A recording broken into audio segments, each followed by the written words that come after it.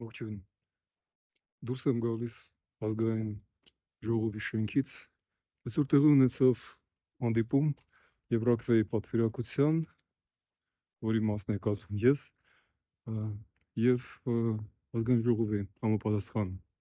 ներկայացուցիչների, հանձնաժողովի անդամների հետ, և մենք քննարկում ենք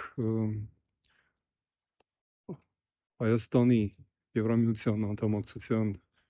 օրենքի օրինագծի ճակատագիրը, որը, ինչպես հայտնի է,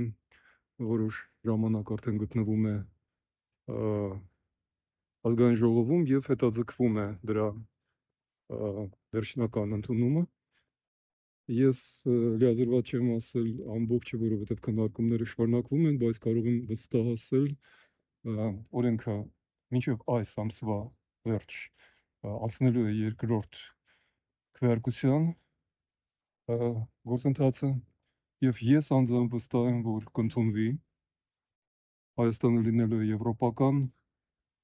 մենք անցնելու ենք այս բոլոր փոթորիկներով, ես վստահ եմ, լավ օր ձեզ։